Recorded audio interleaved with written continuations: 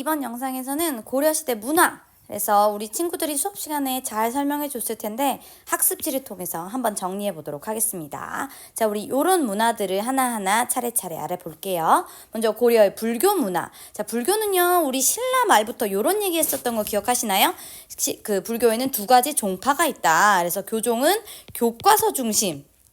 그래서 교과서가 뭐예요? 불교에서는 경전이죠. 그래서 경전을 연구하는 것이 중요했던 그런 종파고, 그 다음에 선종은 뭔가 수행, 그래서 절하고 뭐 기도하고 이러는 걸 중요시하는, 한마디로 실천을 더 중요시하게 생각하는 그런 종파였죠. 자, 그러면 둘 중에 이제 어떤 게 더 유행했느냐는 시대에 따라 조금씩 달라요. 그래서 신라 말에는 선종이 유행해서 호족들이 선종을 많이 좋아했는데, 고려 건국을 하게 되면 그 호족들이 점점 이제 교종에 빠져버립니다. 왜냐하면 교종이 좀 더 있어 보였나 봐요. 그래가지고 교종이 한참 유행을 하다가 무신정변 이후 무신들은 공부하는 거 싫어할 것 같잖아요. 그래서 이제 교종이 쇠퇴하고 다시 선종이 유행하게 되는 거죠. 그래서 이렇게 교종과 선종이 번갈아 가면서 유행을 하게 되는데, 그 과정에서 교종과 선종을 통합하려고 했던 그런 스님들이 계시거든요. 그래서 우리 그 스님들 알아보도록 하겠습니다. 바로 의천 스님과 진울 스님, 잘 기억하셔야 되는데요. 자, 의천 스님은 먼저 왕자입니다. 그래서 왕자님인데 승려가 되신 거예요. 그러니까 고려 때 불교의 위치가 되게 대단했구나라는 걸 알 수 있죠. 그래서 승려가 되셨는데, 이분은 아무래도 이제 왕족 출신이다 보니까 교종에 더 가까워요. 그래서 그 통합을 할 때도 교종을 중심으로 선종을 통합하는 그런 종파를 만들려고 했는데, 그걸 바로 해동 천태종이라고 부르는 거죠. 그래서 요 의천은 교종을 중심으로 통합했다라는 거. 그런데 이 진울은 무신정변 이후의 스님이거든요. 그래서 이 시기에는 이제 교종이 쇠퇴하고 선종이 성장하게 되죠. 그래서 진울 스님은 선종을 중심으로 교종을 통합하는 그런 조계종이라는 새로운 종파를 만들어냅니다. 그래서 사실 우리 노래에도 나와요. 의천천태종, 진울국사 조계종 이렇게 나오거든요. 한국을 빛난 100명의 위인들의. 그래서 이렇게 이 의천은 교종, 그 다음 진울은 선종을 중심으로 서로를 통합하려 했다라는 거 기억해 주시고요. 그 다음에 진울 그 살아있을 그때 되게 불교가 타락한 모습을 많이 보입니다. 그래서 세속화되었다고 하는데 볼까요? 바로 이런 식인 거죠. 뭐 절에서 돈을 번다든가, 절에서 막 땅을 밝힌다든가, 그 다음에 돈을 빌려주고 높은 이자를 받는 이런 일을 스님들이 하고 있었다는 거죠. 그래서 속세의 것을 탐한다. 그래서 세속화됐다라고 하는데, 진울은 이거 아니다 싶은 거죠. 그래서 불교의 타락을 비판하면서 개혁 운동을 벌입니다. 그래서 바로 이 송광사라는 절에 스님들을 다 불러 모아요. 그리고 우리는 저러지 말자라고 세속화를 비판하면서 불교를 개혁하려는, 그래서 불교 본연의 모습으로 돌아가자, 부처님 말씀을 따라 살자라는 그런 개혁 운동을 활발하게 벌이면서 이 송광사가 굉장히 유명해지게 됩니다. 자, 그 다음에 고려의 불교유상으로 불상 있어요. 그래서 부처님의 불상인데, 자, 이런 이름들이요, 외울 필요 없습니다. 그냥 사진 딱 보면 이거 고려 거 하시면 되거든요. 그런데 요 불상은 철조예요. 맞아요. 철로 만든 불상인데 엄청난 무게와 높이를 자랑합니다. 지금 국립중앙박물관에 있는데, 이거 그 국립중앙박물관에 넣을 때 그 벽을 아예 헐어버려야 했대요. 그 정도로 크고 무거웠던 거죠. 그 다음에 이 불상, 그 친구들이 설명해 줄 때도 비율 파괴자라고 하던데, 진짜 장난 아닌 비율 아닙니까? 정말 구수한 느낌이잖아요.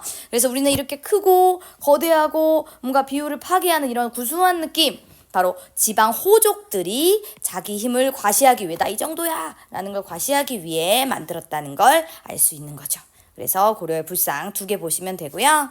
다음은 불화, 불교 그림이죠. 그래서 수월 가늠도가 유명한데, 이것은 사실 사진으로 잘 담기지 않는데 실제로 보면 정말 막 금가루가 막 뿌려져 있어서, 금가루. 그래서 엄청 화려하거든요. 그래서 이거는 왕족이나 뭐 권문세족 이런 그 높은 세력들이 굉장히 많이 좋아하고 많이 그리라고 했다라는 걸 알 수 있죠. 자, 그 다음 석탑 2가지 기억하셔야 되는데요. 고려 전기에는 월정사 8강국중 석탑, 그리고 후기에는 개성의 경천사지 10층 석탑입니다. 자, 먼저 이 월정사 8강국중 석탑은요, 단면을 자르면 이렇게 8각이에요. 그리고 층을 보면, 층은 여기서부터 여기까지 세는 거예요. 그래서 하나, 둘, 셋, 넷, 세 보시면 9층 맞습니다. 제가 세봤어요. 그래서 8강 9층 석탑인데 그 다음에 이 개성 석탑은 10층이잖아요. 그래서 우린 불교 석탑의 특징 뭐라고 하냐? 바로 다각 다층탑이라고 얘기하시면 되거든요. 각이 많고 층이 많은 뭔가 그래서 높고 좀 화려한 느낌의 그런 석탑들이 많은 거죠. 통일신라의 석탑이랑 비교해 보시면 그때는 3층 석탑이 많았거든요. 그래서 확실히 달라진 점을 느끼실 수 있을 거예요.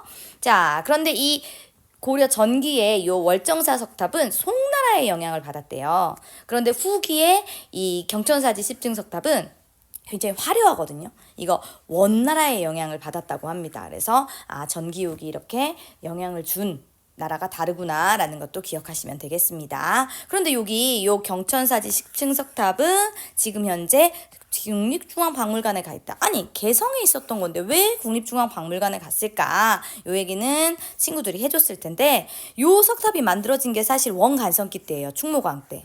바로 원문세족들이 원황제와 그 가족들의 만수무강을 빌며 한마디로 친원파들이 세운 그런 탑이죠. 원나라에 잘 보이려고. 그런데 이렇게 해서 세워진 이것 자체는 좀 기분이 나빠요. 그런데 더 기분이 나쁜 건 이거를 그 일제강점기 고 전후에서 일본 대신이 이 석탑이 마음에 든 거죠. 그래서 일본으로 가져가 버립니다. 당연히 어떻게 가져갔겠어요?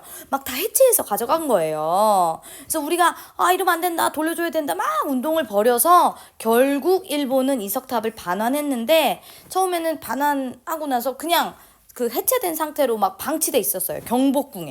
경복궁에 받치돼 있다가 나중에 이렇게 세우긴 세우거든요. 근데 이게 문제가 뭐냐면 이 석탑이 대리석으로 만들어진 석탑이에요. 그러다 보니까 비가 오고 이렇게 하면 부식이 되는 거죠. 그래서 안 되겠다. 그래서 이것을 이제 실내로 그래서 국립중앙박물관의 입구 앞쪽에 딱 하니 세워놓게 된 거죠. 국립중앙박물관에 있는 그 석탑이 바로 진품이라는 거 여러분이 박물관 가실 때마다 잘 기억해 주셨으면 좋겠습니다. 자, 다음은 승탑이에요. 승탑은 뭔지 아시죠? 바로 본래 석탑들보다 좀 낮은데 이거는 승려들의 사리를 보관하는 탑. 그래서 스님들을 화장하고 나서 나온 이런 사리들을 이 안에 보관을 했던 거죠. 자, 그럼 건축물 볼까요? 건축물은 2개 보시면 되는데 먼저 안동에 있는 봉정사라는 절의 극락전. 이 극락전은 현재 우리나라에 남아있는 목조 건축물, 나무로 만들어진 건축물 중에 제일 오래된 겁니다. 그 전에 있는 건축물들, 목조 건축물들은 다 사라졌다는 거겠죠. 그래서 결국 이게 가장 오래된 건축물의 영예를 얻었는데 1200년대쯤 건축됐다고 해요. 그런데 아직까지 약 800년 이상을 버티고 있는 거죠. 자, 요 영주 부석사의 무량수전은 요걸로 유명하거든요. 바로 배흘림 기둥이라고 하는데 여러분 요 기둥을 보시면 요 기둥들 요 기둥들이요 다 요런 모습이거든요. 이 셋 중에 맞아 요거. 그래서 이게 그러니까 우리 몸에서 보면 배가 이쯤이잖아요. 그래서 여기쯤에가 제일 통통한 배가 나온 모습인 거예요. 그래서 배 나옴 기둥 이러면 좀 이상하니까 배 흘림 기둥이라고 우리가 불러주는데 이러면 어떤 게 좋아요? 바로 안정감, 뭔가 무너지지 않을 것 같은 안정감을 주는 그런 구조인 거죠. 그래서 책도 있어요, 여러분. 무량수정 배 흘림 기둥에 기대서서 이런 우리 문화재를 다룬 유명한 책도 있습니다. 자, 다음은 청자 볼게요. 자, 청자는 고려 도자기는 무조건 청자라고 기억하시면 되는데 처음에는 이렇게 무늬가 없는 완전 순수한 순청자가 유행하거든요. 순청자를 만들었죠. 그런데 이것만 하기엔 재미가 없는 거죠. 그래서 이제 여기다 무늬를 넣어보자. 그래서 이렇게 무늬를 넣게 되는데 이 무늬 넣은 청자를 상감청자라고 합니다. 왜 상감청자냐? 바로 이 무늬를 넣는 방법이 상감기법인 거죠. 그래서 상감기법을 쓴 청자. 그러면 상감기법 한번 볼까요? 자, 일단 무늬를 판 다음에 거기다가 색을 넣는 거예요.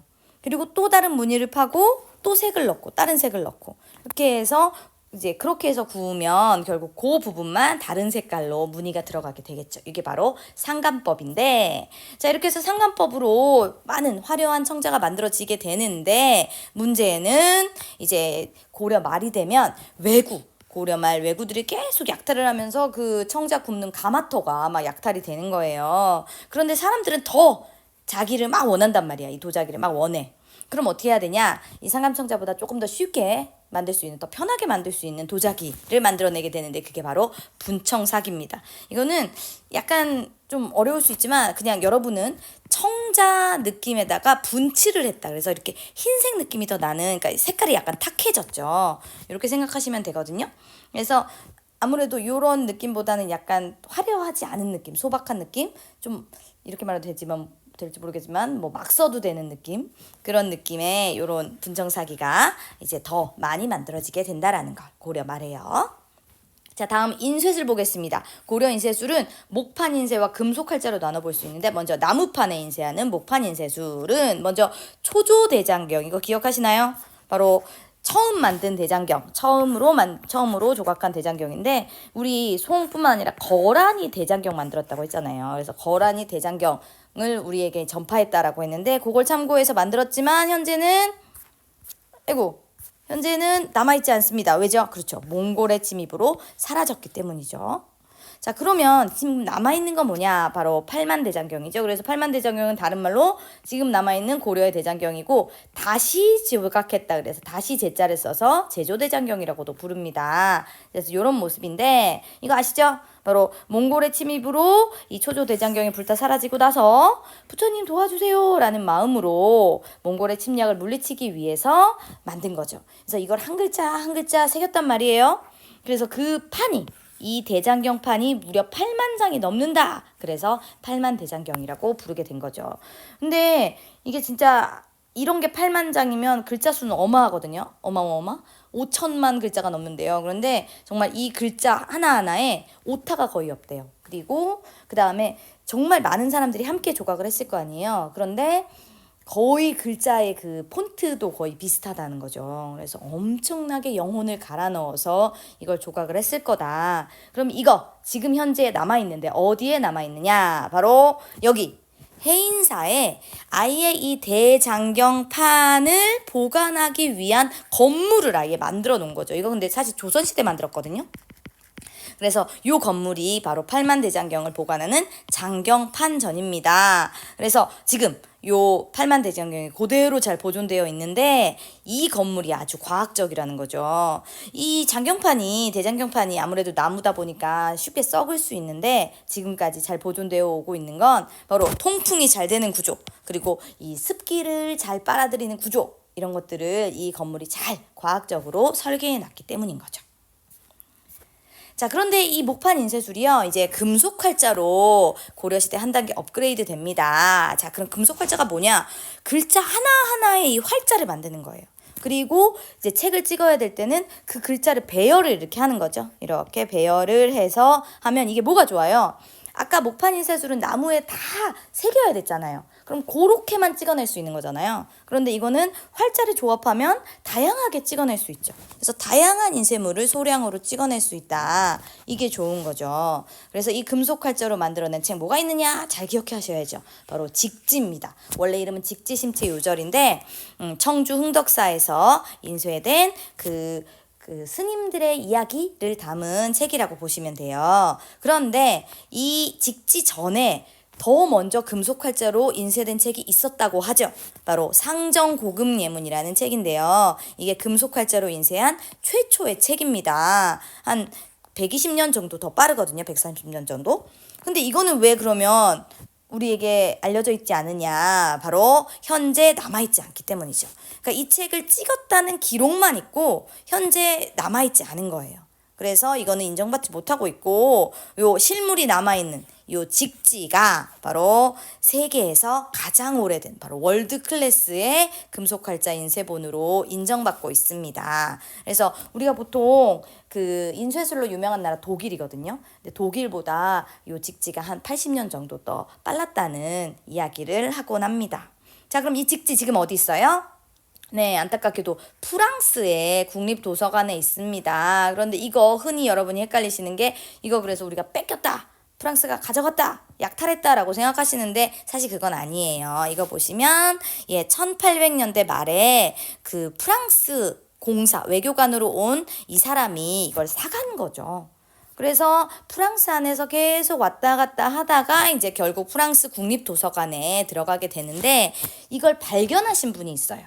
한국 분입니다. 바로 이분이죠. 그래서 프랑스 국립도서관에서 그 당시 일하시고 계셨는데 거기에서 이 직지라는 책을 찾아내신 거예요.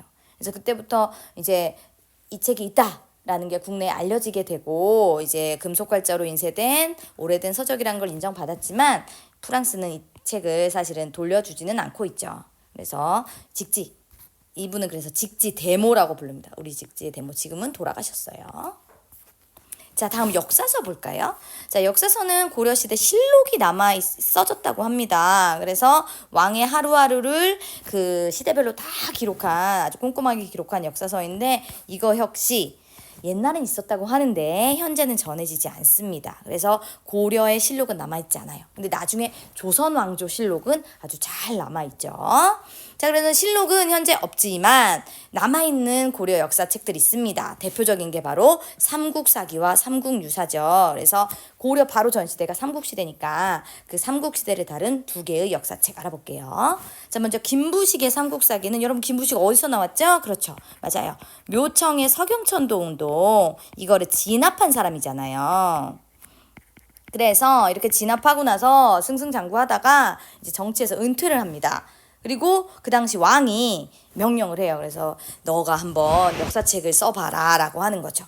그런데 이 김부식이 왕의 명령을 받아서 쓰는데 이 사람은 유학자예요. 그러다 보니까 이렇게 생각하는 거죠. 유교적으로 내 생각에 합리적이지 않으면 난 쓰지 않는다. 그래서 팩트가 아니면 쓰지 않는다. 그래서 뭐 떠돌아다니는 전설이라든가 설화라든가 이런 건 하나도 쓰지 않은 거죠. 정말 나는 팩트만 쓴다. 이렇게 역사서를 썼고요. 그 다음에 이 김부식이요. 경주 김씨입니다. 그래서 옛날에 신라 진골 귀족 집안이에요. 그러다 보니까 신라를 좋아해. 그래서 신라 계승의식을 갖고 있었다라는 거. 그래서 아무래도 이 삼국사기에는 신라 중심으로 쓰여진 이야기들이 많습니다. 그리고 이 삼국사기의 타이틀은 바로 우리나라에서 남아있는 역사책 중에 이 진품이 남아있는 역사책 중에 가장 오래됐다. 사실 삼국시대에도 역사책은 쓰여졌다고 하거든요. 근데 그 역사책은 지금 전하지 않아요. 그래서 남아있는 것 중에서는 가장 오래되었다. 기억하시면 되죠. 다음 일연의 삼국유사는 똑같이 삼국시대를 다룬 책인데요. 이 책은 승려인 일연이 씁니다. 그러면 무슨 얘기가 많이 들어가겠어요? 맞아요. 불교. 그래서 불교와 관련한 전설, 설화 이런 얘기들이 되게 많이 들어갑니다. 그래서 이거 좀 말이 안 되는데 싶었던 우리 그동안 배웠던 역사 이야기들 있죠? 그런 이야기들이 삼국유사에 많이 들어가 있었던 거예요. 그만큼 재밌겠죠.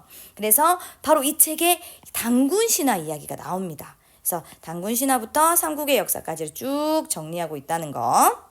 단군신화를 처음으로 쓴 역사책이라고 하기도 해요. 그런데 이 삼국유사가 쓰여진 시기가 원간석기예요.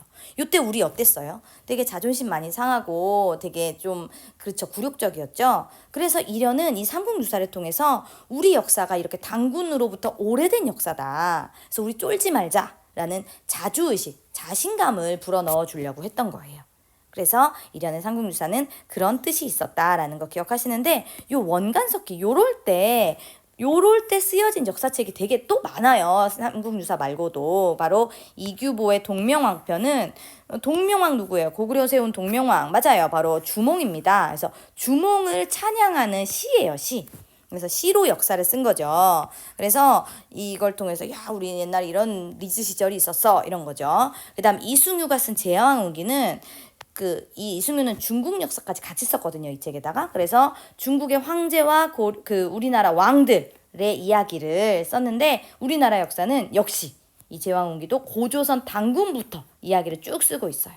그래서 운이 뭐냐면 운율을 맞춰서 썼다는 거니까 이것도 약간 시로 쓴 거예요, 시로. 시처럼 역사책을 쓴 거죠. 그래서 이런 책에서 우리가 알아야 될 거. 삼국유사, 동명왕편, 제왕후기는 모두 요거. 민족의 자주정신을 일깨우는 뭔가 우리 이러고 있을 민족이 아니야. 우리는 대단한 민족이야. 라는 것을 일깨우는 그런 역사서가 많이 쓰여진 거다라고 묶어서 기억하시면 좋을 것 같아요. 자, 마지막인데요. 유학입니다. 자, 유학은 당연히 이제 교육을 해야겠죠. 유학을 가르쳐야겠죠. 그러려면 학교를 세워야 되는데 먼저 나라에서 세운 학교를 관학이라고 합니다. 관청에서 세운 학교. 그래서 바로 수도 고려 수도 개경에는 최고 교육기관인 국자감이라는 학교를 세웠는데요. 이거 거꾸로 하면 뭐죠? 예, 감작국입니다. 그래서 그렇게 기억을 하시고요. 이 국자감이 나중에 고려 말에 성균관이 되는 거예요. 그런데 이건 개경에 하나 있는 거잖아요. 그래서 이거 말고 지방에도 학교를 세우는데 지방 애들도 공부해야 되니까 그 학교를 향교라고 부릅니다. 그래서 향자가 보통 붙으면 우리는 지방이라고 생각하면 돼요. 그래서 지방에 세운 학교에서 향교라고 부릅니다. 이런 것들은 나라에서 세운 학교인데요. 고려시대에는 사실 이런 관학 말고도 이름 있는 학자나 관리들이 세운, 그러니까 한마디로 학원이죠. 그래서 개인이 세운 학교, 그래서 사학이라고 부르는 지금으로 치면 사교육 기관들이 있었습니다. 대표적인 사학이 바로 이분, 최충이라는 분이 세운 문헌공도인데요. 최충은 진짜 우리 고려의 공자님이라고 불릴 정도로 아주 유명한 그런 학자였어요. 그리고 이 사람이 또 과거 시험 그 감독관이었어요. 그러니까 오늘날로 치면 수능 출제자 같은 거죠. 그래서 이 사람이 학교를 딱 세운 거예요. 바로 문헌공도라는 학교. 문헌이 최충원의 호거든요. 그래서 문헌공도를 딱 세우고 얘들아 이 학교로 와라라고 하니까 학생들이 일로 다 모여드는 거죠. 그래서 고려시대에는 오히려 관학보다 사학이 훨씬 더 잘 나가고 여기 다니는 애들이 과거 시험에서 더 좋은 결과를 얻었다. 그러니까 학생들이 다 이 사학으로 몰릴 거 아니에요. 그러니까 관학이 점점 쇠퇴하고 국자감이 쇠퇴하게 되는데 안 되겠다. 그럼 우리도 뭔가 해야겠다. 그래서 관학에서도 관학을 진흥하기 위한, 뭔가 일으키기 위한 그런 노력을 합니다. 그래서 뭐 장학금을 줄게 우리한테 와 해서 장학재단을 만든다든지 전문 강좌, 특강 같은 거 만들어서 한다든지 그러면서 학생들을 끌어들이려는 노력을 한 거죠. 자, 그다음 고려 말에 유학이 조금 달라지거든요. 바로 중국에서 들어온 새로운 성리학이라는 신유학이 들어오게 되는 거죠.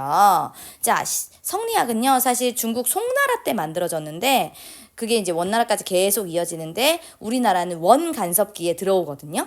고려로. 그래가지고 이제 우리나라로 막 전파되게 됩니다. 이 성리학은 인간의 마음과 우주의 원리를 탐구하는 아주 철학적인 학문이에요. 진짜 어렵겠죠? 그래서 이런 철학적인 성리학을 처음 우리 고려에 들어온 사람은 누구냐? 바로 안향이라는 분입니다. 그래서 안향이 고려에 처음으로 성리학을 소개한 그런 분이라는 거. 그래서 안향은 조선시대에도 또 나와요, 이름이. 그래서 고려시대 안향. 이분이 성리학을 처음 들여온 사람이구나. 그 다음에 이 안향이 소개한 것의 이 이재현이라는 사람을 통해 더 발전하게 됩니다. 이재현은 그 당시 원나라에 그 우리나라 고려의 충선왕이라는 왕이 만든 도서관이 있었거든요. 그러니까 우리나라 왕이 고려 왕이 원나라의 도서관을 만든 거예요. 만권, 책이 10,000권 넘게 있었나 봐요. 그래서 만권당에서 원의 학자들과 막 만나면서 성리학을 더 많이 이제 공부를 하게 되는 거죠. 그리고 이 이재현이 키운 제자가 이색이에요. 이색이 이재현네 집에서 완전 살면서 이재현으로부터 성리학을 배웠다고 해요. 근데 이색이 바로 성균관의 총책임 선생님이었거든요. 그러니까 이 성균관에서 이 성리학을 계속 가르치면서 바로 요런 제자들을 길러낸 거죠. 그럼 여러분 요런 사람들을 우리 뭐라고 부르는지 기억하나요? 5글자. 신으로 시작합니다. 맞아요. 바로 신진사대부. 고려 말의 개혁 세력인 신진사대부라고 부르죠. 그래서 이 신진사대부들이 성리학을 공부한, 그래서 신진사대부들의 이 성리학이 사상적 기반이 되었다라고 이야기할 수 있겠습니다. 자, 그래서 우리 오늘 되게 많은 이야기를 했어요. 그래서 이 영상을 여러 번 잘 이해 안 되면 여러 번 반복해서 보시면 더 좋을 것 같고, 그래서 고려 문화를 잘 정리해 두시면 좋겠습니다.